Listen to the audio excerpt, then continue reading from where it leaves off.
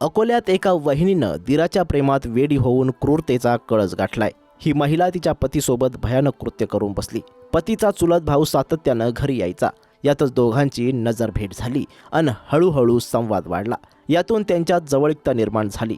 दोघांची मैत्री झाली। मैत्रीचं रूपांतर प्रेमात झालं।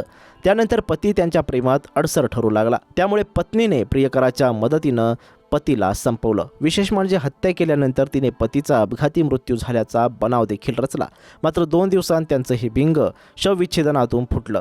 पत्नी आणि तिच्या प्रियकर दिराला पोलिसांनी गजाआड केलंय। ही घटना अकोला जिल्ह्यातील बाळापूर तालुक्यातील तामशी गावामध्ये घडली आहे। अकोला जिल्ह्यातील तुलुंगा गावातील मेसरे नावाचं एक जोडपं बाळापूर तालुक्यातील तामशी गावातील वीटभट्टीवर कामासाठी गेलं होतं। प्रमोद मेसरे आणि मंगल मेसरे असं या पती पत्नीचं नाव आहे।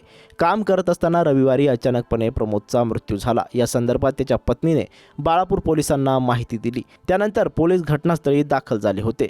रात्री गाढ झोपेत असताना प्रमोदला हृदयविकाराचा झटका आला। त्यातूनच त्याचा मृत्यू झाला असं मंगलने पोलिसांना सांगितलं। या प्रकरणी पोलिसांनी सुरुवातीला आकस्मिक मृत्यूची नोंद केली। त्यानंतर त्यांनी तपास सुरू केला।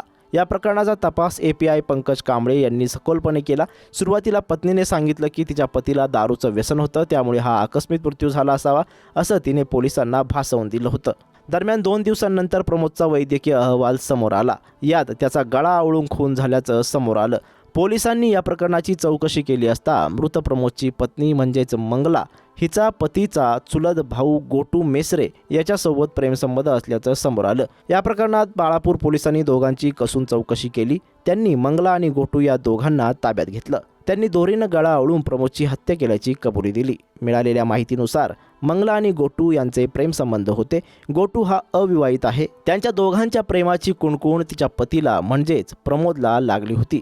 प्रमोदने दोघांचं भेटणं बंद केलं होतं। त्यामुळे प्रेमात अडसर ठरत असलेल्या पतीचा काटा काढण्याचा मंगलाने निश्चय केला। अखेर तिने दिराच्या मदतीने पतीला संपवलं।